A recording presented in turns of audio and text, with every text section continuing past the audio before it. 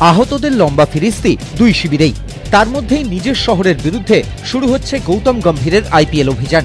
বুধবার ইডেনেই বাজছে আইপিএল 6-এর প্রথম সাইরেন। টি-20 শিহরণে কাঁপতে তৈরি শহর কলকাতার চোখ গতবারের চ্যাম্পিয়ন নাইট যোদ্ধাদের দিকে। পিঠে চ্যাম্পিয়নের তকমা নিয়ে নামা কি বাড়তি চাপ, গতি উল্টো দিকটাই দেখছেন। দাবি করলেন অতিরিক্ত আত্মবিশ্বাস নিয়েই নামবেন। চোটের জন্য ম্যাকালাম নেই, সাকিব আসেননি।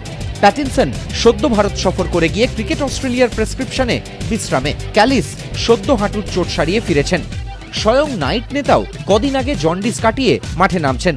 তবু ইডেনে কিং খানের সদর্প উপস্থিতি আর ৬৭,০০০-এর গ্যালারির ডেসিবেল প্রবলভাবে থাকবে কেকেআরের পেছনে। দিল্লি অবশ্য চোটের তালিকায় কলকাতাকে টেক্কা দিচ্ছে। পানশালায় মার খেয়ে মৃত্যুর পাঞ্জা থেকে ফিরে আসা জেসি রাইডার সবে কোমা থেকে ফিরেছেন। নিউজিল্যান্ড সফরের হাঁটুর চোট গোটা আইপিএল থেকেই ছিটকে দিয়েছে পিটারসনকে। খোদ বীরু ব্যাক স্প্যাজমে কাহিল, প্রথম ম্যাচে খেলবেন কিনা ধোঁয়াশা।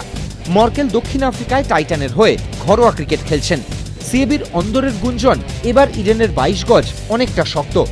বোর্ডের সার্কুলারে প্রবীর মুখোপাধ্যায় খানিকটা স্বাধীনতা পেয়েছেন, অন্তত প্রকাশ্যে। এপ্রিলের ইডেনে স্পিন ধরবে কিনা, সুনীল নারিনের অফ স্পিন এবারও বিপক্ষের কাছে দুর্বোধ্য হয়ে উঠবে কিনা তার উপরেই দাঁড়িয়ে নাইটদের ভাগ্য।